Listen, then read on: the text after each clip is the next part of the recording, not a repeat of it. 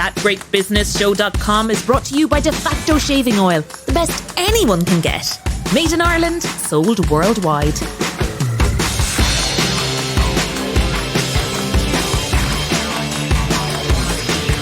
Welcome to ThatGreatBusinessShow.com, episode 9 of Ireland's best business podcast, recorded on the 19th of November 2020. On today's packed show, it's about location.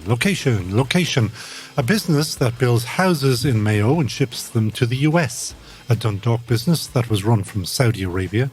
An Irish company solving the world's parking problems. And pass the salt, please, as seaweed burgers are coming to a burger joint near you. Yes, indeed, we do business differently. Now, growing our audience is vital to our business, so please tell your friends, family and business colleagues to subscribe to ThatGreatBusinessShow.com. They can find us on all of the great podcast places like Apple and Spotify, and then they can have myself and the Jamie lad always in their ears. Lad. That's exactly what I was going to say. I'm the Jamie lad. Well, look at the size of you and the youth. He is the former pro rugby player, entrepreneur, investor, podcaster, and also currently doing a very entertaining job as a TV rugby pundit, bringing us something called Jamie's Jewels. What are Jamie's Jewels? I'm trying my best not to use that term, but Jamie's Jewels are just asking a series of relatively quick-fire questions at the end of the interview just to get a bit more insight and crack out of the fellas. Little nuggets, little diamonds. Jamie's Jewels. See what I did there? Yep. Anyway, you are also Jamie's Words of Wisdom. Oh, so what have you got for this week? You sound like you're surprised. Yeah, I know, but I'm laughing at it coming back to me. So this week's random word of wisdom was it's not sufficient to do things better. We need to do better things. Okay. Do you listen to yourself about these things, or do you take them on board? Yeah. Or do you have one of those little random idiom makers? No. No. These are all from either people I listen to or read or pick up somewhere along the way. I'm a big believer in osmosis, just you keep throwing enough at the wall and hopefully it'll stick or seek in anyway. On that note, first up today, we have one of the world's great talkers. Dónal Byrne is founder of Mayo-based Big Red Barn Company, a maker of modular homes. The company grew out of an idea Dónal had when he was working on building sites in the UK ahead of the London Olympics. And since then, like all good businesses, the business has changed and grown. Pre-COVID, when there was a ploughing championship, Big Red Barn used to supply Lidl and many others with their stands, or more correctly, in Lidl's case, a supermarket on site. He's also constructed modular homes in Mayo and sent them to the US. He's offered to make a big dent in the homeless crisis using his instant homes, an offer that, for some reason, hasn't been taken up by government. Dónal's motto is, he doesn't do problems, he only does solutions. Welcome to That Great Business Show, Dónal. Good morning, Jamie. Thank you very much for having me. Dónal, on that one, right? So, you started out in the Olympics, if I'm right, and you were doing events and helping put events. And I was over at that London one. It was amazing, but obviously a logistical nightmare. Where and how did you see kind of that blue ocean, that space for you to play in? And what were those kind of critical success factors that, the people at the time weren't using? Okay, great question and a long answer to it. No, I've been warned about you, right? So keep it concise. Okay, I was the operations manager for an area in the Olympic Park called the Common Domain, which was 300 acres of all the ground between the venues. So each venue had a manager and then the Common Domain had a manager. So we tested the Olympic Park a year and a half before the games to see the do's and don'ts. And during those tests, we had serious issues because we were running them during the wintertime with temporary structures, marquees, and wind would come, lift them, blow them, rain would leak in, condensation and warm weather. So when the Olympics were all over and the park was been handed back to the legacy company, I was one of the last guys left. I started to design the concept, came back to Ireland, got a prototype made, tested it for the Mayo Common Hospice. I ran a few fundraisers, huge success, and it took off from there. And that was it? That was it. And so you started obviously in that event space. We were talking offline a little bit about this. Tell me how much of your business was when you started out in that space and how has that changed to where you are now? Okay, so it's done a pure flip. At the start, we would have been 90% events, 10% manufacturing. Now we're 90% manufacturing, 10% events. And this year, it's 100% manufacturing due to COVID, no events. And we've been very lucky. Why do we change in that direction? Yeah. And you'd asked that question earlier. So imagine the ploughing is over and the event season is over. All you've got left is maybe the beer festival and the Christmas markets. Very little. So we wanted that we had full-time employment. But also there was a need there. We launched a new product every single year. So the first year, the Big Red Barn. Second year was the Little White Chapel in line with the Yes Vote. Third year was Europe's first 2-story modular structure. Fourth year was our first modular home. Second year was the 2-story modular home. And last year was the tiny home. So every year we've tried to have a new product to keep being innovative. I need to give people a sense as well that Dónal sat down here and before he even opened his mouth, the brochures were out on the table. And not just on the table, but out facing myself and Connell as if we'd walked into a showroom. This man is the born seller. So before you jump in there, I have one more question, right? Because I'm fascinated about this space. I think it's really interesting. I think there's a lot of trends at play here that are going to potentially stick around. I'm curious on, was there a trend that you were already seeing with people buying modular homes, be them, proper big ones that we were talking about that you need planning for, or the smaller 400-foot ones that you don't need planning for? Was there a trend there? And my second question, sorry, you're going to have to write this down. Why are you producing every year a new product? Is that to maintain some sort of transient advantage, or is that just your drive? Okay. To answer the first one, we'll go with the trend. I was lucky enough to have been chosen by our local enterprise office to be brought to the US on a trade mission. So would you be interested in bringing your model to the US? So our model at the start was mainly huge event structures, temporary warehousing, and modular home was sort of the smaller piece. But when I got to the States and visited Pennsylvania, they had 33 factories making modular homes. So I went to visit them and said, wow. And every home out there is modular. They don't build in blocks and mortar. And we very much had this concept in Ireland. So rather than the usual thing here of between the planning permission and the building lasting 2 years, in America it was all over in 2 months. So you went to a beautiful yard with 15 houses, walked through, picture house, picture colours, went down the factory line, your house came out, bang. And I thought, yes, that is the model. Because if you look at here, apprenticeships why is it like that in the States and not here? Are we just... It's like that, to be honest, in 80% all over the world. Ireland is just obsessed with concrete. Concrete built is better built. If you go to Scandinavia, bar Ireland and England, very few homes are concrete built.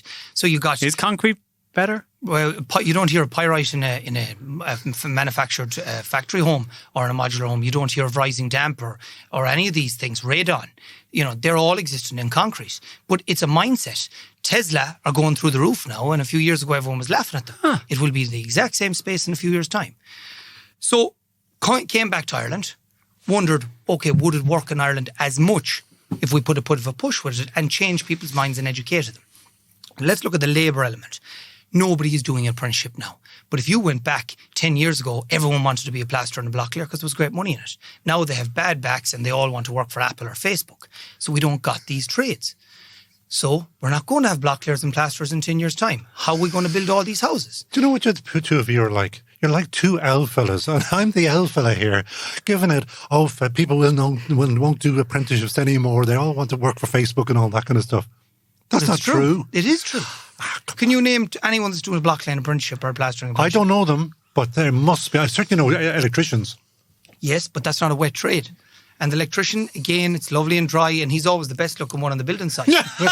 Everyone knows that. He's got the gels here. He's going to absolutely love you. Yeah. First thing he does, look in the fuse board, I'll be back in a week's time. It's not the same. He doesn't get wet. So we got to move with the times. And we have a huge housing problem. Brendan Kinney was on Pat Kenny's News Talk yesterday. You should listen back to it if anyone's heard it. They are building houses that are costing a fortune. They cannot do it, and they can't keep up the demand. 5 to 8 years it takes them to do a development plan. It's madness. You could, because you've told me before, solve the homeless problem or make a big fat dent into it. Yes, 100%. And I made presentations to Dublin City Council, and they're coming with the same line. You have to go through the same tendering process. It must have a 4-story building, 50-year warranty. If you have a temporary problem, why do you need a permanent solution? when you have a temporary problem, introduce a temporary solution. So my plan or proposal was take any of these greenfield sites they own across the city, plonk 100, 500 houses on it, put in all 2 beds, 3 beds, a variety, childcare facility that's modular, a community centre that's modular, put everybody in it, get away the homeless crisis. When you have permanent houses built and lovely developments, move them to it, take the development down and donate it throughout the country. That was another question I had for you on these. So some of these units, so let me take a step back. Are all the units, what's the longevity on them, out of curiosity? They will last a lifetime if maintained. We give a 25-year structural warranty. So they're kept off the ground 12 inches. So you don't have the rise and damp, you don't have the dry rot, you don't have the radon, you don't have the pyrite. That's why we can give a warranty. Okay. It is a fully king-span insulated roof. The walls of 150 to 200 mil insulation. They're engineer certified, structurally certified. So if you buy an ordinary house, once the builder goes down the road, technically, that's about it. While we're standing there, we have somebody out within 24 hours. We sell off reputation. Guaranteed, if I put a house in your area, I will be back within 12 months with another house. And so I have 2 questions actually now, right? So you're given a 25-year warranty on these things, right? And it's just like a warranty on your own house, I suppose, to a certain degree. But you can sell on your house. So how, I know this is new, how has the resale value gone on them, or has that market even evolved yet? And then on your temporary structures, like events or like the project you're talking about there, how reusable or recyclable are they? Just out of curiosity. Okay, very reusable. So let's just take the event industry side first. All our barns, where are they at the moment? DPD, that went through the roof, online parcels. So they needed warehouses at rapid pace, hadn't time to put in for planning permission. Hand sanitizer went through the roof. So they're out there now in factories making hand sanitizer. None of them are in my yard. So they've all been reused, and I got the same resale price as what they were worth because they're not damaged in any way. They're a steel structure. Okay, and the housing element of it, we had that 2-storey house at the National Ploughing Championships, took it down, put it up in Swinford. It's still there. Same with our show house in Galway when we resold it. Now, they're holding their value of what we built them at the time because the cost is going up. And material, we'll just take, in the last month, Kingspan went up 11%, timber got about 8 to 10%, same with steel. And come January, when Brexit, we're talking maybe about 20%. So at the moment, resale has been brilliant because I haven't lost. But what it'll be in 5 years' time, it'll totally depend on the market. Yes, because it's a new market. That's a relatively new market, I'm guessing, for you. But I'm very pro the space, because then at the same time, I mean, what's the average cost of one of these houses? Okay, so if you take the smaller unit, the unit that goes behind mom and dad's house, we called it the modular unit. We kick mom and dad down there after a few years. Yeah, go on. Independent living. It's not a granny flat. You're talking 40,000. Okay, the tiny home on wheels, 30,000. The A grade rated home that ticks all the planning regulations and looks like a standard home, 150,000. So we have a house for everyone's budget. And to answer the question you asked a minute ago that leads into this, why a new product every year? Because there's been a need for it. So at the start, it was, okay, I want the 1-bed unit. Then it was, I want the family home. And last year it was, I don't have money for either of those, but I have 25 grand, the tiny home. And if you go on to Netflix and look up the tiny home movement, it's huge. Massive. And I never thought I'd sell one in Ireland, and we have 2 on the way out before Christmas, which is just amazing. And are they additions to people's home, or are they like a bit of land? They're like, let's stick it on the land. I won't name the 2 customers, but before Christmas, it's a girl that came back from Australia, moved in with mum and dad, ready to kill mum and dad, decided before Christmas is, I want out. So she has it down the back garden. She has her own space, but yet less is more. Now there's a better relationship at home. Everyone has their own space, and she's not in Australia. And it gives her a starter home. So she saves the money for her mortgage. She now gets her 10%. And in 5 years, when she gets her mortgage to build a house, hopefully belonging to us, she puts this in the back garden, sells it, or else use it Airbnb, home office. Yeah. Wow. I think it's class. 2 further questions. One is, because Jamie doesn't know anything at all about the Little White Chapel. Is that still going? Yeah, so that was our second product. Oh, hold on a second now. He thinks I don't do the research or anything like that. Is that? You see, I know this lad so long that it's he's just a fascination to me. I thought, because I was reading it up, and I thought the Little White Chapel was a bloody great idea, right? And really embracing modern Ireland, if I'm honest. But then when I saw you do all the stuff around it. You get the bar license, you get all sorts of different licenses that you need, the insurance, you sort it all out. The whole package. Well, it's the same as what we did with the homes. We try and make it turnkey, that you don't have this awful experience of dealing with 10 different subbies or vent people, and that it's just one person, one job, and we get it done. So I won Mayo's Best Young Entrepreneur in my second year in business, and I used the prize money to build the Little White Chapel, which was in time and in line with the Yes vote. So again, these people now had got it across the line, but there was no place welcoming them for marriages, bar a hotel room you had to rent, and it's very business-like. Yeah. So again, after driving through Pennsylvania, you got the beautiful red barns, you got the modular homes, but you got the little white chapels. So we just took the same design we have for making Anthony modular, popped it on the truck, and we've put them on the sides of the cliffs in Mullaghmore. We had Google had their summer party down in Aylesbury Road in the Belvedere Rugby Club, to having it in your backyard. The shipping of houses to the States is the other question. I know COVID is done for that at the while. A lot of people just can't get their heads around the idea that you build in Mayo and then you ship it through Rhode Island. It was to Rhode Island, Yeah, wasn't it? so Warwick was where the first home was in Rhode Island. Okay, very simple. The American modular home, I describe it as a Wonder Bra house. It looks super, super sexy on the outside, but when you strip it back, there's not a lot behind it. And when you took back the walls, they use, for example, wool insulation, fiberglass wool. It's all timber, plywood. Ours is steel frame structure, very, very strong, durable. We have foil-backed insulation, okay? Kingspan roofs, so there's no felt in the roof like you would have in America. America, you got a huge house, you cut it like a cake into 4 pieces and put it onto massive trucks, and it goes down the road. They don't got narrow roads and ditches in America, so it's very possible.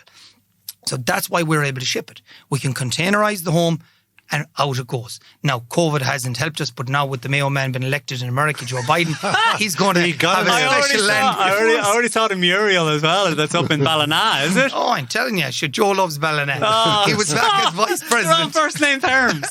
They're on first name terms. You're as bad as Rob Carney for that one, you know that? Look, the American people are very, very positive. I've loved being over there. And every time you're over there's another town that wants you to move a factory there. And they had a brilliant thing that I visited in Saratoga, which is a trade school. So for the last 2 years of your secondary school level over there, for half the day you go to trade schools. You do a bit of mechanic and a bit of carpentry, a bit of digger driving, and then you go to school for the second half of the day and learn your maths. And you have the option at the end to say, yeah, I'm going to be a steel fabricator, I'm going to be a carpenter. So they're very much open-minded and problem-solving. While here, we're very regiment, and it is the way, and that's the way it'll always be. So that's why I've loved America, and that's why it's working for us. And hopefully when COVID gets out of the way, it'll be back in action. And how big are you planning on going? Because you're a big dreamer. Oh, we plan to take over. We're not here for a short time, we're here for a long time. That was our plan. So bar COVID, last February, I was out there, just signed off on a permit for a home. We were supposed to be going out with it in April. It didn't happen. So as soon as COVID is lifting and the American market stays strong, we're back to the States. Back to business. And Ireland is brilliant, but it's still quite a small country. And our friends across the pond, they don't want to be friends anymore. That doesn't bother us at all. We put all our eggs in the American basket. We had too many of them in the UK basket. And I'm guessing you ship throughout the rest of Europe as well. And The UK is where we were massively, and we've done an awful lot of projects in Hinkley Nuclear Power Station. We've done temporary warehousing, temporary PSAs, VSAs. But when Brexit came, we didn't fancy the UK market, and we preferred the US market. And what about the rest of what about Europe? What about the rest of us? We haven't travelled mainly outside of the UK. We haven't been over to France or anywhere yet. I sweat a lot and it doesn't look good in shirts. So I'm trying to stay to the temperate climate. Something tell me a Mayo man like yourself will have no bother with speaking a bit of French or German or Spanish. You'd pick it up in no problem, no time. Joe Biden's going to be your salesman around the world now. There you go. Yeah, he'll do it for you. Excellent. Well, look, I can see it on the business card. Go with Joe. The big White House. You should have the big White House. Now that's one. I'm writing that one down. The big White House. Come on, Conal. Oh, you have to have that as an event I space. love that one. Listen, Dónal, as usual, you're an entertainment and you are fantastic at your business, so congratulations. You were going to say something? Gormila Magat. Yes, one last thing I'd just like to get across. On the first week of December, we've joined up with St. Coleman's Credit Union because they're the first to come to the party with mortgages for the 2-story modular home. And the reason is... You couldn't get mortgages? It was very slow. In the normal mortgage process is you put up the roof, they give you a payment, you first fix wire, they give you a payment, while we land with a full house. So they found it hard to get their heads around it, the standard bank. While the credit unions do their own underwriting. So it's very much like the old way of doing banking, where you knew the bank manager and you went in and told him your story and he went out and looked at your project. So we've teamed with them and we're doing a full open week the first week of December by appointment only for COVID, but you can contact us at info@bigredbarn.ie or check us out on www.modularhomesireland.ie, make an appointment, meet the credit union, meet our engineers, discuss planning, and hopefully we'll get it all into one parcel for you. Well done. That is Dónal Byrne of the Big Red Barn Company. And I think Dónal will pick up the phone to you, in fact, if you ring there, because he does that kind of thing, I think. And from one great Mayo business to another, that's Great Business Show. Your business sanity clause between now and Christmas couldn't happen without the backing of that great shaving oil company, De Facto. Based in Mayo, you can buy their world-winning shaving oil online anytime at defactoshave.com. Incredibly, one bottle lasts over a year. Couldn't recommend it enough. No, Mr. Murphy, very, very well. And there'll be a bottle of all his products in our hamper this year that we send out to customers, which is filled with Mayo products. That was unrehearsed. I didn't know that. Dónal, Griv Míle Magat. Thank you very much, gentlemen. Gur Míle Magat. Subscribe today to That Great Business Show on your favourite podcast platform, including Apple and Spotify. Listeners to thatgreatbusinessshow.com are very knowledgeable, and they, of course, know that there is an award called the Global CEO Excellence Award 2020 Market Research Ireland. And today we have the winner of that award with us. Emma Harte is the boss at Dundalk, County Louth-based Customer Perceptions that has traded for 25 years, and they have processed over 1.5 million customer inside reports. And listen to this, they manage 8,000 part-time field researchers, mystery shoppers worldwide from Dundalk. The award specifically relates to the company's new smartphone customer feedback technology developed over recent years. They call that TellUsFirst, which makes sense. Welcome to the Great Business Show, Emma. Thank you very much. Now, I know I'll forget to ask you this question because I said earlier on that you ran your business from Saudi Arabia. I was wrong. It was run from Bahrain. Yes. Why were you running your business in Dundalk from Bahrain? Well, to give you a very short answer, it was because my husband, he moved to Saudi and he did that for a few years. And at that time, I had a 6-week-old baby, and he asked me on the hop, "Oh, is that okay?" I said, "Yeah, go for it." On the hop? Literally, I will never forget it. Like what, just had a cup of tea? Here, fancy going there? Oh, yeah. And he said he'd met an old boss of his, and I said, "Yeah, look, sure, it can't be that difficult. 3 kids, yeah, we can do this." So, sorry, 3 kids and a business. And a business. Your business. Yeah. So he headed off, and then all hell broke loose, really, I suppose. So we did it for a year, and it wasn't fair on the kids, I suppose, and so on, and particularly the youngest.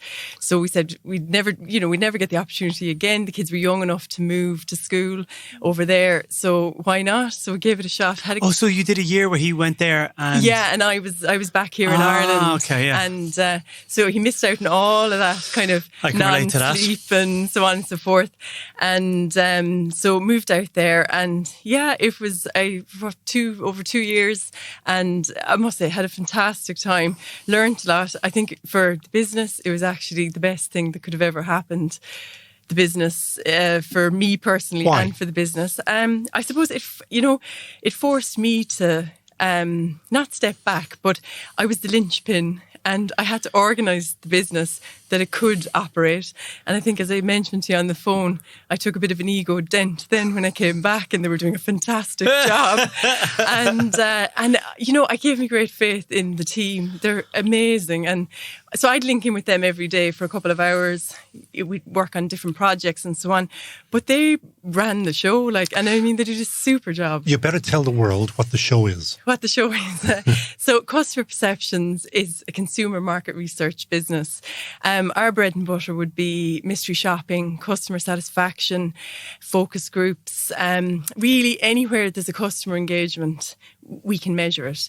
In more recent times, I suppose it's a lot of COVID compliance. So we work with a lot of Aldi, Lidl, Post, where you're actually going in measuring COVID compliance, social distancing. How do you do that? You don't go around wearing dark glasses and the slouch hat down and say, "I'm a mystery shopper." No. What do you do? So we have about 8,000 field researchers around the country. It's a lot. It's a lot, yeah. And I mean, I often kind of think back over the time when I first started, coming up in 19 years ago at this stage.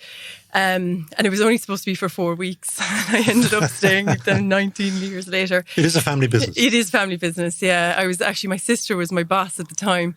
And she said, oh, come on in for 4 weeks. And here I am that much longer. But we had 250 people on an Excel sheet, and most of them we were related to. So we were in Dundalk. All my family are like that up in Dundalk, I believe. I'm from Cork, and all my family are from Cork, so we had a wide spread. And then roll on. We were 8,000 people later. So that was really more driven by the clients because, like you mentioned, you don't want people going in with the white flag or the dark glasses. Recognition, continuous fresh opinions, different profiles. So we'd have a lot of blockouts. So when we set up a project with the client, they'd say, we just want one person, one time, move on. Or you could get, we want a particular profile. Say if it's within a bank, they might want to see a mortgage go from the start to the finish. And you have to find a person who's kind of pretending to buy a mortgage or to get a mortgage. It benefits us to keep the base really, really big. We churn about, things have slowed down obviously in recent months, but we would churn about 450 to 500 CVs every month. So literally we're taking in and then people fall off. And, people kind of use it to supplement their income. Yeah. It's not like, and I'm saying that there are mystery shoppers who do this as a career and they'd work for loads of companies. A lot of people in sales who'd be on the road, it suits them. They might have an hour to spare before the appointment. They can double job. Yeah. I love finding out about people's little side hustles, as they are called. Yeah. You could have people travelling from Dublin to Cork, during the week, and they'll say, I'll pick up ABC jobs along the way down. Jeez, hold on, let me write it down. Details of this, right? So that's why the base sounds large, but there's a logic behind it. Yeah. You also are international in a big way. Yeah, we certainly are. So we work a lot with Northern Ireland on the consumer research side, but on my other hat is Optimum Results, which is the parent company, and that's training and consultancy. So we would do a lot in the Middle East, Eastern Europe on the training side. There's been some crossover. In fact, COVID has brought up some opportunities. So we've actually just got our first client for TellUsFirst in Riyadh. Fantastic. Which is a driving school, a driving instruction school, and they want to assess their drivers, the instruction. Oh, so is it kind of like the secret shopper, except done internally, but it's not secret, and you give it's that feedback loop system, is it? Exactly. Well, this isn't mystery shopping. TellUsFirst is just assessing getting customer to give you feedback. So, TellUsFirst is as the name said, is tell us first about what the experience is before you go and you tell anyone else. So as you can imagine, and particularly now where online sales have gone through the roof, there's so little opportunity to kind of turn a dissatisfied customer into a satisfied one, particularly when you don't have that face-to-face engagement. So what TellUsFirst is all about is if there's a problem, we tell us first. Don't go on social media. Don't go on TripAdvisor. Let us fix it first. And, 9 times out of 10, you'll absolutely swing the dial from a dissatisfied customer into a positive one. So taking a step back, pre-COVID, what are the kind of insights interesting insights, I suppose, that you were seeing and interesting trends? And then the flip side of that, what are the insights that you're seeing kind of on a macro level across your client book is amazing, across the different industries? Yeah, so I suppose pre-COVID, when everything was going so smoothly. It just seems like another time. I know. Where does the time go? Quite often this subject comes up, and a lot of clients, when we will go and meet them, they ask, exactly what you've asked. Tell us what's the secret ingredient, or what is the research telling us? And everyone knows what the answer is. It tends to be common courtesy, a smile or acknowledgement, a thank you. I was listening to your podcast actually coming down in the car, Dr. Joe, and she mentioned about gratitude. Yeah. And that's what the secret ingredient is. I mean, I think now the challenge is we're wearing masks. It's like get in, get out. How do you get that engagement back, that personalised returning customer? 9 times out of 10 people will return based on the experience they've had, not necessarily the price. Or is that the same for online experience as opposed to real? Well, this experience? is the challenge. I mean, particularly in COVID times now, is how do you get that personal experience into such a kind of, an experience where there is no customer engagement. And I think the biggest problem that companies are going to have is living up to what they're saying. So, for instance, Christmas sales. I'm sure before I left the office today, I'd heard Amazon had crashed because of our PS4 consoles. Oh, yeah. How do you fix that? How do you just do a blanket apology out to your customers, or if you can imagine a small retailer and that happens, how do you get back the confidence of the customers? I was on an online with a retailer recently, and they had amazing reviews, amazing comments on their customer service. No problem if you want to return. There's someone at the end of the phone, and so on and so forth. You ring the number and, you're put through to halfway around the world and you're on hold and your phone bill is clocking up. And I think that's where the opportunity is, particularly for Irish retailers, is, buy from us, deal with us. You're going to get straight to the business, and you start to create that rapport. But it is a challenge. Do you get to deal with, again, when I was doing the research here, Conal, I was doing the research. I write it in Your portfolio is amazing, right? But you're across so many different industries, but a lot of them you're kind of going, wow, these are serious names, okay? Yeah. But do you work with the smaller companies? Everyone of every type of size? Yeah, that's how we started. Customer perceptions evolved out of Optimum Results, and where it came from was Optimum Results is a traditional SME business. That was their market was small businesses, and where the idea, Aidan Harte, my father, I suppose where the idea came from originally was that, small business is trying to get finance. The first thing the bank manager is going to say, have you done your market research? And, that's quite intimidating for maybe a small business. Do I have to go to the big players? I'm going to spend thousands. And that's how customer perception started, was simply doing research on SMEs competitors, sending customers in. What are they doing? How are they priced? What are their systems? And that's what we grew from. Small businesses are very much part of our.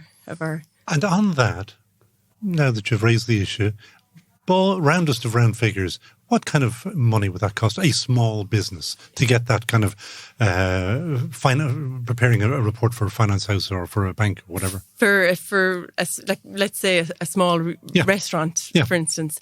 So usually you'd agree, it always depends on volume and frequency. Of course. But a small restaurant, it could be 50, 75 euros to get a mystery shop done. That's plus your expenses. So they'd obviously have to pay for the meal. And then we agree what that is. Is it, and is there a report after that? So they get a report, and everything we do then is online through our own platform. So like for a couple of €100, you're in there. Oh, it's solid research. It's independent. No, I appreciate all of that. Yeah. But what I'm hearing is it's very, very good value. Yeah. Very. Oh, absolutely. And I suppose going back to your question earlier about, what are the key, and I was saying, it's the normal stuff. It's the stuff you expect. But it's funny. It's so often it's the stuff that's glaringly obvious that's overlooked. Yeah.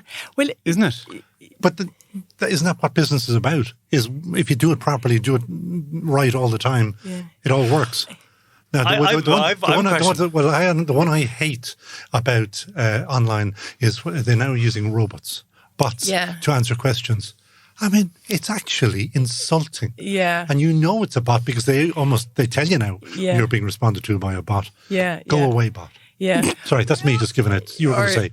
It's more infuriating if they tell you they'll call you and then you don't get the call. Yeah. No, but my question was, so you're doing all this cool research, right? So you must have some insight on what businesses to get into. Oh, yeah. So I'd be curious, if you were setting up a business now with the knowledge that you know, you don't have to give any trade secrets away, but give some trade secrets away and tell us, well, what would you do out of curiosity? Well, do you know what my next business idea is going to be? Is face masks that don't take off your makeup. You were looking for one of those as well. Oh, very good, very good. But, going back to the obvious, even if you take the restaurant, I mean, I say like some of the businesses that we work with and they're saying, what can you recommend? Or, here's all our mystery shopping and here's what all the customers have recommended. And so often, businesses don't ask their customers, what do you think of us? What can you do? If you take the restaurant, the waitress or the waiter comes and takes your plate of half-eaten food and doesn't ask, can you please tell us what was wrong with that meal? We'd love to know. And it's just a simple question and you could sort out so many problems. Curious, is it so in our pubs and restaurants we actually use a combination of people coming in that we don't know. Now this is more to keep an eye on staff and procedures because it's cash business. Things could go walking and it's more to see that those procedures are in place. But we always ask for feedback. But sometimes I go into a restaurant and they never ask for feedback. Or I think we've all been guilty of it at a time where you have a meal, it's grand. They ask you about it and you go, oh, that was lovely. Yeah. Right? And you never give them the honest feedback. Yeah. Do you think, because you're across loads of different countries, do you think that's an Irish thing or is it something we're getting better at or is it a thing people are just like that? Yeah, well, I certainly do think it's an Irish thing. I think even if you are asked and you're after going to whoever you're having the meal with, oh, this is terrible or whatever, then they come and they say, oh, yeah, no, it's fine, grand, yeah. But fine and grand are two words that you know. That you should know, yeah. But I suppose that's where TellUsFirst comes into it for me, is because people aren't comfortable tending to give bad news to people. So with TellUsFirst, it's anonymous. It's they can leave the feedback. So say if you get your receipt, it's a URL or QR code or whatever at the end of the receipt, and you tend to find people will leave the feedback when they've left. So again, going back to that second chance before they go on TripAdvisor and start doing all the damage. Yeah, the owner is still getting that valuable feedback. And where TellUsFirst, I suppose, has a unique difference to its competitors is that we would often ask if the customer to leave their contact details. So it gives the owner of the business that opportunity to pick up the phone, say, really sorry this happened. It doesn't have to be a monetary thing. It could literally be just saying, really appreciate the feedback. And we've had so many powerful examples of where that just simple telephone call has turned that dissatisfied customer into a positive It's funny. one. I literally, I'm doing an executive MBA, and today I was doing an evidence-based research, it's called, and it was all about the power of doing things remotely and how that takes a lot of bias out of the situation. Sorry, I was just hitting home off the back of what you're saying because people be a little bit more honest. You'll write his essays for us. Please, actually, yeah. Quick question on Riyadh, because you just said that you've got a contract there. Yes. How did you get a contract in Riyadh? Well, again, it would have been through IDI. So Optimum Results would do a lot of work with IDI. Who is IDI? So they are actually a division of the IDA. A kind of a splinter group there. It's a private organisation, IDI, and they're based down there where they source different businesses or different people with different skills and pool them together depending on the project. So it could be retail, it could be construction. They'll source the people for that project. So Optimum Results was brought down to deliver a line management course down there. And one of the people on that course was this fabulous Saudi lady called Maha. And she had set up her own mystery shopping business. So Aidan came back and said, look, it might be worth having a chat. and we've partnered up on this project. Yeah, amazing. Happy days. Amazing. Yeah. So hopefully to start something to come. Yeah. Which very neatly brings me to the future. What is the future?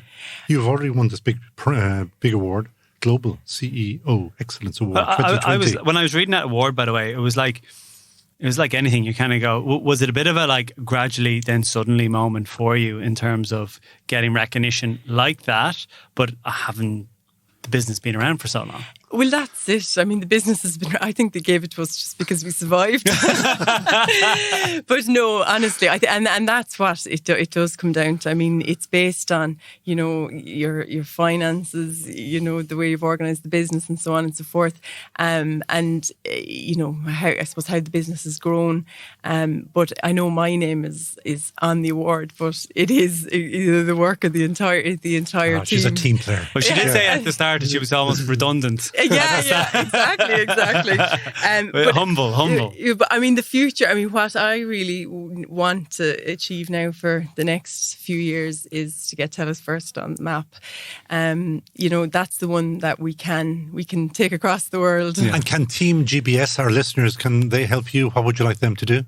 Well, I mean, if there are businesses out there who don't have a customer engagement tool, they really are missing a trick, because that is the answer to a lot of problems. Structure, staffing. Your customers are a wealth of knowledge about how you can improve, and it's a very, very cost-effective, contactless system that can be set up like in minutes, really. That sounds good to me, Emma. That is Emma Harte. And just on the note of being grateful, we have to say thank you very much, Emma, for bringing in celebrations for any guest who's ever coming in. This is the quickest and fastest way to win us over. You're very welcome. It's starting Speaking of the quick debate. and fast, they're all gone because Jay Heaslip has actually munched his way through I the had a whole double lot of them. training session today, so I need to get the energy in. You'll have to go running for a bit longer now tomorrow. That is Emma Harte, and she be of Customer Perceptions based in Dundalk, County Louth, and she will take your phone call directly herself if you want to do a bit of business with her. Emma, thank you so much. And thank you both. Thank you, Emma. Thanks very much. It's all go like Cuirsí Gno on thatgreatbusinessshow.com. Thatgreatbusinessshow.com brings you the best hacks, insights and business tips every week, all for free, thanks to our sponsor, Mayo-based De Facto Shaving Oil. Their all-natural shaving oil is easily the best in the world due to its superior viscosity. And if you want to know more about viscosity, you'll have to talk to engineer Jamie. Superior viscosity is one of his pet subjects. Meanwhile, De Facto backs us, so we ask you, Team GBS, to back them by buying De Facto online at defactoshave.com. That Great Business Show. Now, like all good businesses, we're being highly productive with our next interview by covering two topics with one guest. Daithí de Buitléir is CMO with Dublin-based Park Office. He's just written a 42-page booklet about the future of commuting, whether we'll ever waste hours and hours and hours of our lives sitting in traffic ever again, and what that might mean for all aspects of the economy.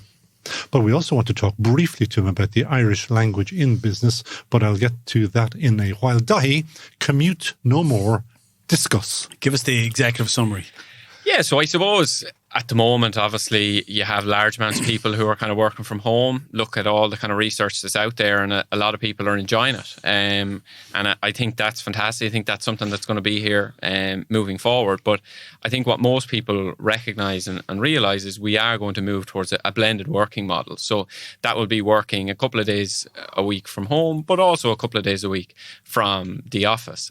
So ultimately, that means commutes are going to return. So we spent around 6 weeks talking to 15 experts from around the world and really asking them what that future is going to kind of look like. And I suppose short, medium and long term is going to look quite different. In the short term, we're going to see less public transport. We're going to see more cars. We're going to see more e-bikes. Less carpooling. In the long term, we are going to see more cycling, more e-bikes. We are still always going to see cars, but there's probably going to be less of a volume of them. And then public transport is probably the one that there's biggest question marks on. Will it be needed to the same extent if we're not bringing the same volume of people into urban centres every day? Are you referring here to Dublin or to Ireland? Global. But hang on a second now. But e-bikes in some of the big American cities, for example, that ain't going to happen. Why? Because it's too hot and the streetscapes are not made for cycling. Well, I think what you have to look at there is e-bikes, what they tell you is that their, I suppose, optimum journey length is 4 to 8 kilometres, right? And I would think that if you've ever been on an e-bike, you don't exactly have to work that hard, kind of like, you know. So I think that you'll still be able to scoot around San Fran in the heat, let the motor do the work for you. If it's a choice between, you know, an e-bike getting you to work in 15, 20 minutes or sitting in a car for 45, paying 3 tolls, paying tax, parking taxes, you know, all sorts of things. When you look at transport around the world, it's very interesting. Like in the States, we're probably a good bit ahead of the rest of the world. You have transport quotas. So let's say you're a big employer in Silicon Valley. You sit down with the local council at the start of every year or every 2-3 year period, and you agree how many people are going to cycle, how many people are going to drive, how many people are going to take scooters. And then you have to show them on a regular basis that you're delivering on that. Otherwise, you get fined and fined heavy. So we're going to see stuff like that coming in all across the world. So we're going to see with businesses or businesses are going to see with their local county council or whatever, that they're going to incentivize them to make their staff, or incentivize their staff to use multiple forms, and if they don't hit those quotas, they're going to fine them. Is that what's happening? That's what's happening in the States. It's called transport demand management. So it's been on the go for around 20 years, but it's really starting to blossom. And if you looked at all the big tech companies now in places like Silicon Valley, they would have in-house transport demand teams. So they'd have 5, 6, 7, 8 people whose sole jobs are to manage how people get in and out of the office every day. So, how do they incentivize them? Is that, like, you know what I mean? Because if someone wants to drive their car, they'll drive their car. If someone wants to use an e-bike, they'll use, you know what I mean? Like, so. Yeah, so I suppose like there's softer and harder things that can be done, right? So let's take parking, for example, right?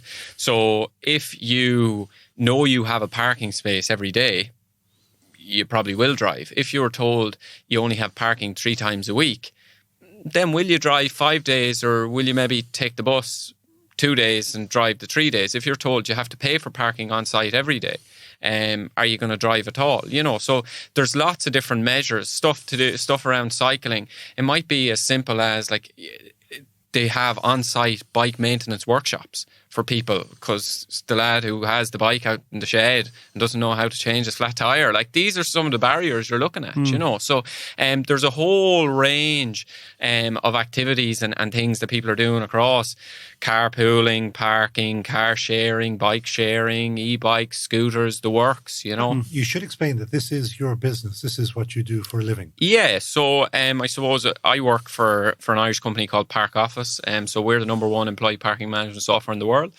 We work with some of the biggest companies in the world, helping them, I suppose, manage how employees park at work. And the sort of things we would see is we have companies coming to us who say, we currently have, 50 parking spaces and 100 staff. How can we make this work? And we kind of have a hot desking for parking spaces style solution to figure out who's going to be in when and who gets what.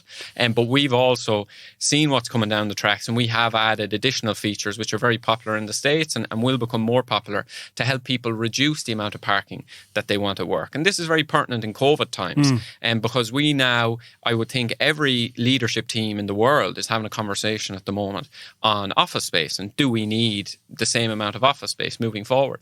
But what's really interesting is in the States, there's actually more employee parking square footage than there is office square footage, right? So everyone who's having a conversation about, do we need to keep 3 floors of the office, or are we okay to go to 2, also needs to have a conversation around car park space. But at the moment, unlike with your office, where you have certain data points around how many people are coming in and out of the office every day and all that sort of stuff, no one has a clue what's happening in their car park, right? No one has the data or the insights to underpin that decision making. So what we're able to do is we're able to tell people, okay, well, on a Tuesday, your average Tuesday of 120 people, on an average Wednesday of 130, you currently have 250 spaces there, so you can actually cut that in half. So what we're kind of doing really is I suppose we're giving people the software to fully manage their parking, both in the short term around demand, but also in the long term about making the strategic decisions they need to make, which are good for their company and for the environment. You opened up with some trends, and you touched on it there again. What are the kind of top 3 trends that you're seeing in this space that your company is, let's say, leaning into a bit more? Yeah, so I think 2021 is going to be very interesting. So I think COVID has had a massive impact. So traditionally, hierarchical companies are probably the worst for managing parking. I'm a partner in a big law firm. I get my parking space, and I'm not going to be tippy-tapping around with no app. And I want it right beside the door. And all this sort of jazz, right? But now if you're a partner in a big law firm who's working from home 3 days a week, can you really justify that they're spending $3,000 for you to have that kind of parking space? So I think that kind of the newfound flexibility around work is going to instigate a lot of change around travel. So I think that as people come back to the office, just in the same way that when we started work from home, there was Zoom and Slack and all these new tools, I think when we return to the office, there's going to be a whole host of new tools and solutions. I think transport is going to be a key part of that. Actually, just on that kind of topic, do you think companies' sustainability strategy or environmental strategy, whichever term you want to use, will come into this fray as well in terms of reducing down what they are depending on? Because we touched on e-bikes, for example, or using public transport as opposed to driving your car in. You know what I mean? Do you think that will affect these policies or strategies? So what's very interesting is definitely there are companies who think like that, and we would have a lot of companies who come to us and would say, we're worried about the environment and we want to do our bit. So how can we incentivize our staff to travel more responsibly? By and large, that isn't their main reason for purchasing at the moment. Very much at the moment, and this would be pre-COVID, particularly outside of the States, it was still, we've 250 staff and we've only 150 spaces. Okay. How can we make this work? Now, what we see in the States is, as legislation starts to come in, and as these have to agree the transport quotas, that's when the environment really becomes part of it. So for some companies, carrot does work, but I would think for it to go mainstream, we're going to need to see a little more stick. This all means curtains for car parks. I wouldn't think it's ever going to mean curtains for car parks. I would say, is the era of 90% of your staff driving to work and parking 5 days a week, is that coming to a close? I definitely think it is. I think that, you're always going to have certain staff who need to drive in the odd day because they have to get away to a parent-teacher meeting, or they have to go to the young lads' GA training after work or whatever. And I think having a certain amount of space to manage what pops up with life is very important, particularly if your target employee demographic has family or can't afford to live close to your place of work. But I would think we are going to see massive shifts. And I would think that I don't think that I will, in 20, 30 years' time, find too many companies where people are parking 5 days a week. Yeah. But I think that there will be a lot of companies who have 1,000 employees and 100 spaces. You have 5 credits a month, and you're allowed to park 5 times a month because things pop up, and sometimes you just need a car. So I actually, a very interesting question to you now, Jamie. Go on. Is if you were in that situation, because it just struck me, if you were given 5 credits a month, would you use them every week, or would you be like me and I keep them all to the last couple of days just in case? It's like holidays. I have no idea. I have no idea. But where my head goes, this is going. So my daughter Harper's 2.5 now. Like when she can drive a car when she's 17 in Ireland.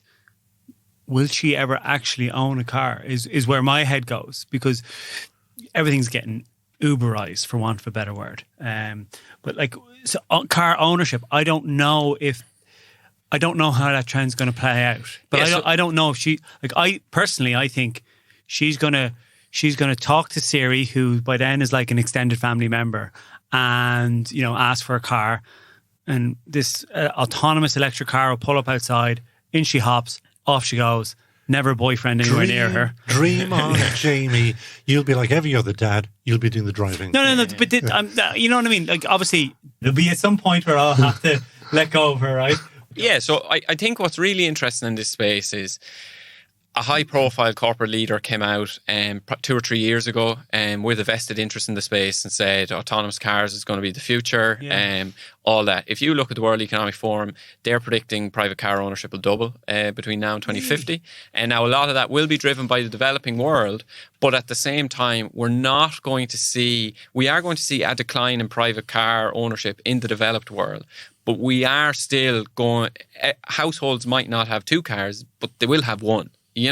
And maybe urban dwellers might, like if you're living in the city centre, you might have the car share thing, but if you're living in suburbia, pretty much you're always going to own a car. And that's what the experts without vested interests are saying. Yeah. No, it's I don't know. Yeah, and what we pick up, it's very interesting, I'm sure you're seeing this.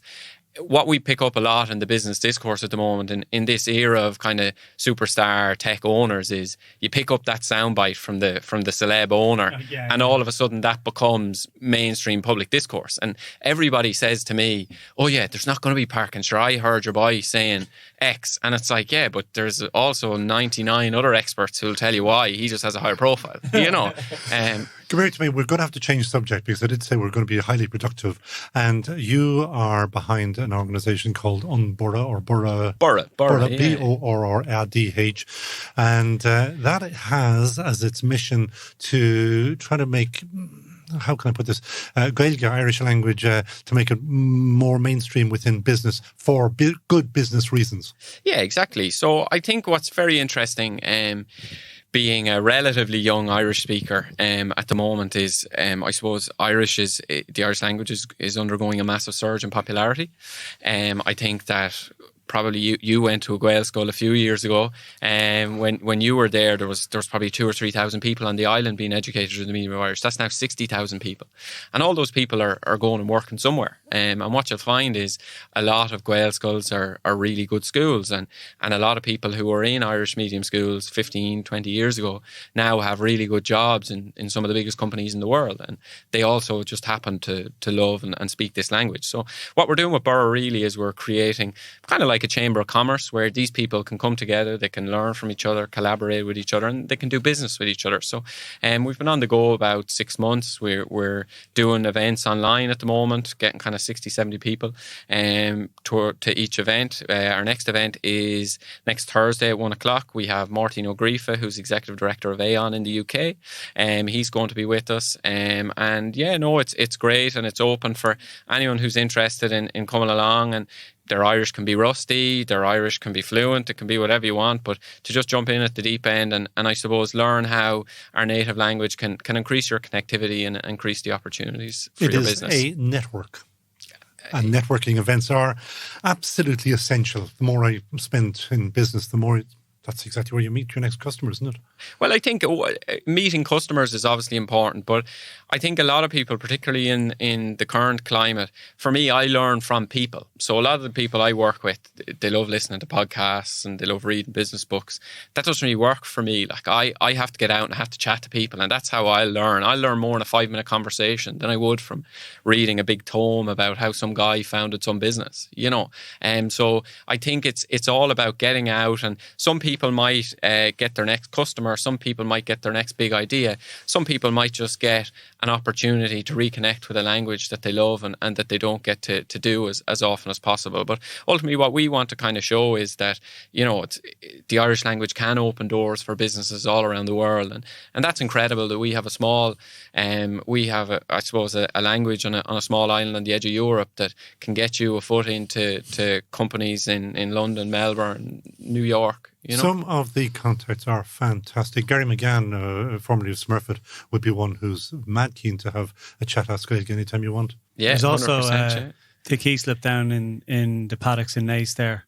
My dad, who, if we're happy to speak to you. Okay. That's Gaeilge. Good man. He's a great guy. And actually, random rugby one, Luke Fitzgerald. Yeah. There you go.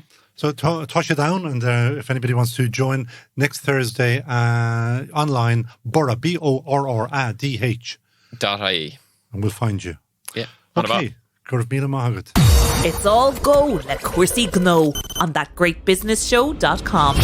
This could be your ad on That Great Business Show. And a reminder that we still haven't given away the Cool Swan collection of bottles of the world's best cream liqueur. We'll give another 2 weeks just in time for Christmas to get that done. To be in with a chance to win, just go to our Twitter account at Team GBS1. Like it, retweet it, telling your followers to subscribe to Ireland's best business podcast. Couldn't be simpler, and that's thanks to Mary Sadler, who joined us on That Great Business Show. And here are a few That Great Business Show factoids that you may not have been aware of. Seaweed doesn't need fertilizer. Seaweed is the most sustainable plant in the world. Seaweed absorbs carbon dioxide and releases oxygen. Seaweed can grow 3 foot per day. But of course, you all know that seaweed can make great burgers, and that can also make a great business like Plantruption, headed by Jennifer O'Brien. Welcome to That Great Business Show, Jennifer. Thank you very much for having me. Thank you. Look at this. But before I get into the meat, when I was checking out your CV, I was expecting to read that you were a PhD marine biologist or something. I know. Nothing.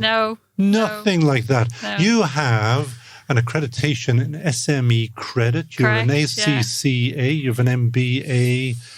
You've got so many pieces of paper, none of them related to seaweed. None of them related to seaweed. No. How come? Why seaweed? So, when I was a child, young adult, I suffered from chronic asthma. Really, really bad asthma, weakened immune system, on antibiotics every day, hospitalised. And I just really struggled to find a solution to manage those symptoms. Missed a lot of school education at that stage. So we had a holiday home down in Enniscrone in County Sligo where I took the seaweed baths. And when I had the seaweed baths, I just used to feel amazing after them for days on end. I was absorbing all the nutrition and all the minerals, and I just felt so good. And my symptoms were completely under control during that time frame. So it's kind of from that point that I started to learn the value of how sustainable and how amazing this plant could potentially be, and always wondered why it wasn't more of a commodity in Ireland, why people hadn't caught on to this amazing plant, why are people... The reason that they haven't is because it's seaweed. Correct. Famine food, it was considered. Well, interesting, in Irish, Gaeilge, it's actually called famine, and it's nothing to do with famine. But we have an association there with it, famine, etc. So, sorry about that. That's okay. But you are making a business out of seaweed and seaweed burgers, and you've already made them, and they are already in shops. That's correct. Yeah. So, really where I suppose the business idea came out of was I did an MBA program in 2018, and we got an opportunity to do an entrepreneurial module on that program. And one of the areas that we saw a trend, a potential business, was the plant-based space, the plant-based movement and protein alternatives, and that was massive and moving.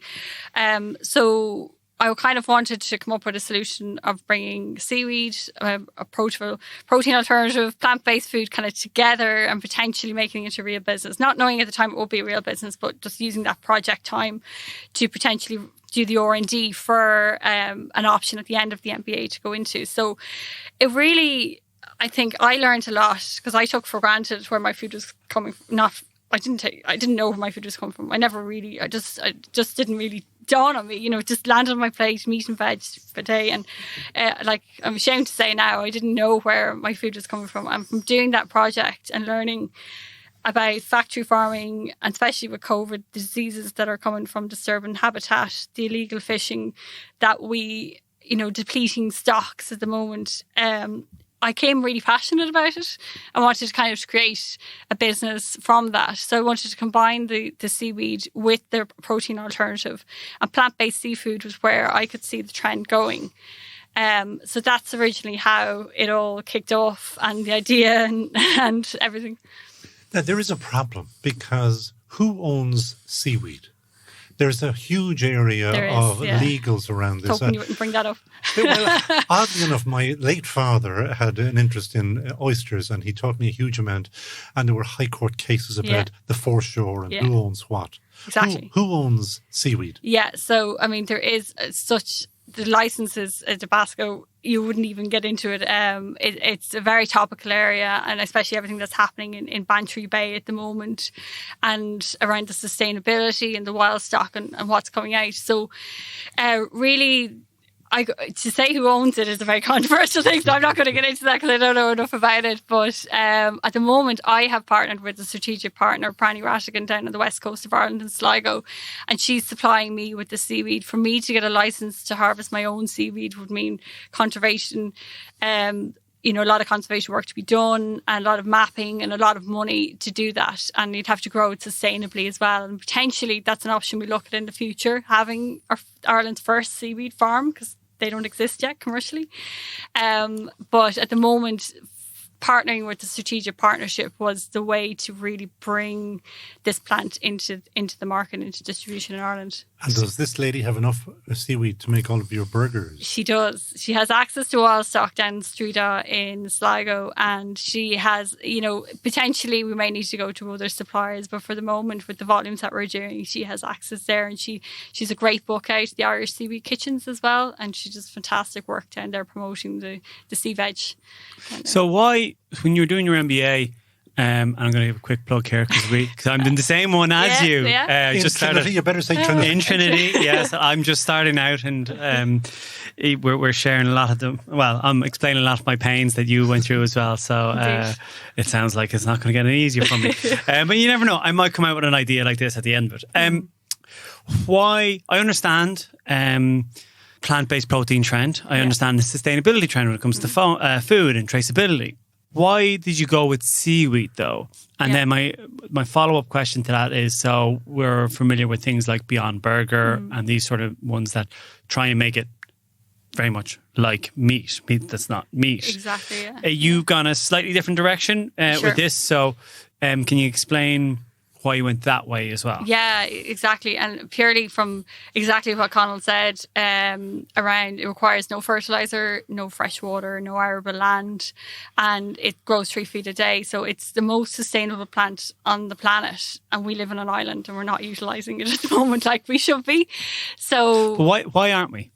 It's down to the licensing issue, if that's one potential area. And there's also a perception, and I'll talk later about the Food Academy programme, but there is a perception out there, and I have heard customers say, seaweed, I'm not eating that. I have a sister who says the same. She's like, oh, it's disgusting. I'm not going to have that, But the reality is that people aren't educated about how amazing, how nutritious it is, and all, it even contains vitamin B, everything, iron, fibre, and people just don't know. They see it as something that's washed up on the shore, that it's just a plant that's they don't understand how beneficial it actually is. So that's why I chose it, and also it's great gelling agents as well. So it's ideal for plant-based alternative protein. Price point, where is it sitting versus meat, real meat? So costs at the moment retails for $4.50 in super value. I don't eat beef burgers these days, but I know what you pick up a fatty for, or 2 fatties would it be €3 or €4, probably the same. Ideally, once we get some scale, we'll drive that price down. How are you going to get that scale? So we're partnering with the manufacturer in January. So at the moment we're supplying 15 stores around Dublin, but we're capped at scale. We can't get scale with the level. We're using Spade Enterprise Centre to create the product manufactured there, but it's a small kitchen. We need scale, so we have a distributor, and we need to partner with the manufacturer. And will that manufacturing be done in Ireland? It will, yeah, thankfully. Do you want to tell us who you are going to manufacture with, or maybe you don't want to? No, there's just a few parties that I'm talking to at the moment. So. There's a couple of dates happening, all right. So it's so I'm just working through a few kind of costs. You've obviously done your market research. So how big is this market? Massive. The plant-based market is expected to grow to 20 billion by 2025, and the seaweed market is expected to grow to 16 billion by 2025. And then the overall population of the world is growing rapidly. So how are we going to feed the world sustainably? And that's my solution. Now, this was originally my first product that was easy to get to the market. It didn't require any technology, didn't require any major input. But we are working with UCD from January on a new project that's going to use equipment that has much lower CO2 emissions and is much more nutritious. The food will end up being much more nutritious, and it can change the texture through electric pulses. So we're going to use that technology to create fish substitutes then from January, and that's how we're going to go and create that scale. Made out of seaweed? Yeah. Fantastic. Yeah. Whose brains has, who owns all this technology and knowledge? Well, UCD would own the technology. Over the last year... This is Nova, is it? Connected to Nova, more the food science kind of part. So they kind of merge. This year, should I say, I've been on the New Frontiers program with Enterprise Ireland, and I have amazing mentorship. And I've also been working with Hatch Blue, a VC, who invest in aquaculture, fish farming, and invest in carbon companies that have a much lower carbon footprint. I've never come across them. Where are they based? They're an Irish company, Hatch. but Hatch Blue, yeah. But they have offices in Hawaii and Singapore and Ireland, so they're kind of based all over. Nice offices. I'd have to go and Nice visit. locations. And their accelerator program is there too, so that's not too bad. So I've been working with them in a workshop for the last 3 weeks, and BIM as well, the Fishery Board, and they have helped me kind of realise my vision, where to go, and given me some guidance around different technologies that I could potentially use. So is your challenge, what would you say your biggest challenge there? Because what I see is changing people's habits or narrative around it. It's kind of like, when you go to Asia and they're eating insects as like normal. I know. And it's nothing. And I've had the cricket protein and all that. Yeah. Grand, right? Cricket bars, lovely. Okay. Is that your challenge, or is it the different competitors in the marketplace? Like, what are like the big hurdles for you to get this? I think so, sorry, yeah. a question. Yeah, sorry, no I know I'm jumping in here with another question. A terrible habit. How come you're using distributors in this day and age and didn't go straight to consumer? Yeah, good point. You're right. And the challenges, I thought, I was like, especially from people's perception of seaweed, and, we're not going to eat this. And a lot of people are still struggling to move to a plant-based diet. They're kind of maybe have meat-free days. They're flexitarians. They'd have food, meat only a couple of days a week. But I was surprised when I did some festivals and I chatted to people, and I had 50, 60-year-old men coming up asking for vegan burgers. I was like, what is going on? Why are they interested? And then, it turns out a lot of men at that age have heart problems, and they've been told by their doctors to switch to a plant-based diet. So I was really blown away by the market uptake and how people were so interested. And I think people of, I suppose, our age group would be a lot easier to they try anything they wouldn't have. But there definitely will be some work needed to be done around the marketing of it to ensure that everybody tries it and that the consumer shifts to that space for sure. Are you aware of anybody else around the world who's doing something similar to you with seaweed? Yeah, there is a couple of companies, particularly in the US. The New Waves, the plant-based seafood company. Now, some of them have launched and some of them are pre-seed stage. They haven't launched yet. They've attracted a good bit of funding in the States, but we will be one of the first movers in Ireland to do the plant-based fish substitutes. That will be.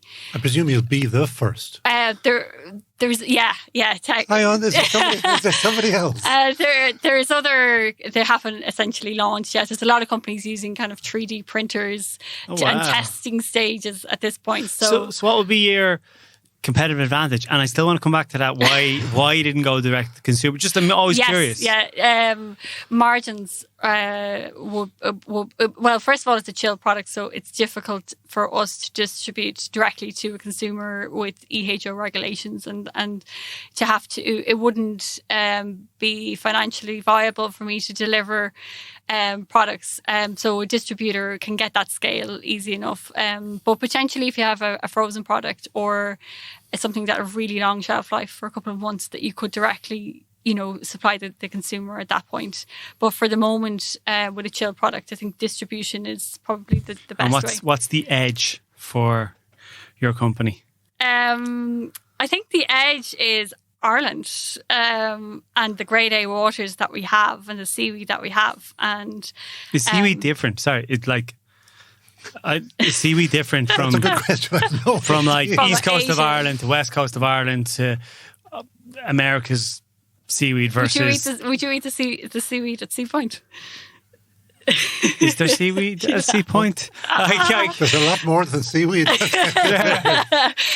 I mean, yeah. So I mean, give me So the west of Ireland has grade A water for seaweed, and the ecosystem that's in the ocean at the moment and all the salmon stocks that we have all working together give us really high quality nutritious seaweed. Not so sure about the east coast. Different story there. But yeah, I mean, there are some suppliers starting. I know one person that I recently got a license to harvest in Wicklow, and Wexford will be the kind of first entry point. But usually it's the west of Ireland that has that grade A water and that nutritious water. So today, Ireland, tomorrow, can you export or will you export? Absolutely, yeah. I love how quickly she answered that. I suppose we're working with the New Frontiers Enterprise Ireland programme. And they'll only have you if you are going to. Exactly, so I have to say these things, you know.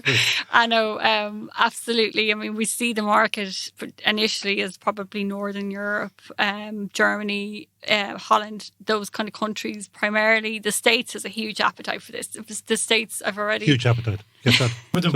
Yeah. 2 quick questions. Go for it. Funding?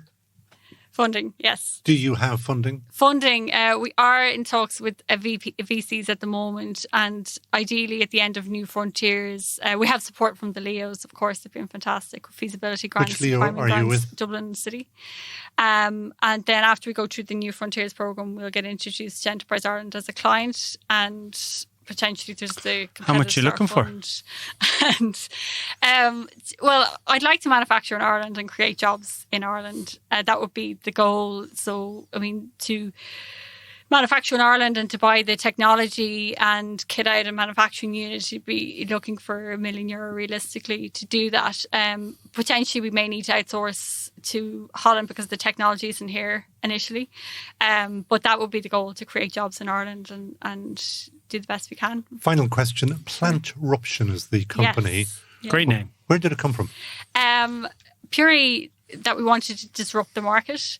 So plant and ruption is that we're kind of food tech that's going to disrupt the overall market. So that makes sense. Makes sense to me. Yeah. And I'm going to give someone a crash course here for all our nutrition people. So per 100 grams, and this is amazing, you have like the top line, you only have 10 grams of carbohydrates, only 1.4 is sugar, which is really good. And your protein content, this is really surprising. Yeah, it's really good. It's nearly 30 grams of protein. Yeah. In 100 grams? Yeah. That's not bad. That's unreal. Okay. I think you've got a convert. I think so. That's unreal.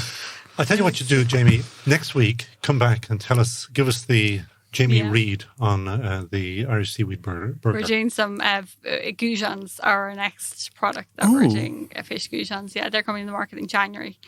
And you can see though this trend taking off, because you go, just walk into your local supermarket now and you'll see that aisle or that section that is plant-based protein or non-meat, meat, whatever you want to call it, the vegan section or the vegetarian section. The options there are growing and they're getting more and more space. Yeah. And it's definitely, you look on Google search trends, it's something that is increasing year on year. Yeah. I think I suppose we just need to find an option to be more sustainable. Yeah. And it's not that it's don't eat meat and, I still eat meat occasionally. It's not that. It's just that we can't simply feed the world the way we're living at the moment. Jennifer O'Brien of Plantruption. If anybody wants to give you €1 million, they will find you at Plantruption. €1 million. Well, they are out there, and some people want to do that. So you will find Jennifer at, where will they find you? We have a new website launching next week, and the usual social network, Twitter, Facebook, Instagram. So. Okay, thank you, Jennifer O'Brien there. Thank you so much for joining us on That Great Business Show.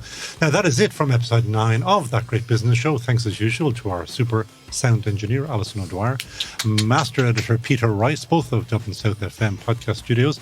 As I always say, they make us sound sensible. No, better? Yes. That's also a big thanks to the sponsor, De Facto Shaving Solution. Buy it online at defactoshave.com. The runaway winner of our Team GBS Helper of the Week is Kate Clark of Ugo.me that we featured on That Great Business Show. She keeps suggesting great women in business for us to feature. So a big thank you to Kate there. And if you know of a business that should be on Ireland's Best Business Podcast, go to our website, thatgreatbusinessshow.com, and at the very bottom of the page where you will see Share Your Story. And you'll find, here it comes, hang on a second now, let me just finish here. You'll find the kinds of businesses that we are looking for there. Always interesting, always fun. Speaking of fun, Jamie, your final word. Just for anyone listening in and you heard the vibrate in the background, again, that was Connell's phone that he didn't put on silent. He did put on silent, actually. For the second week in a row, was it? But will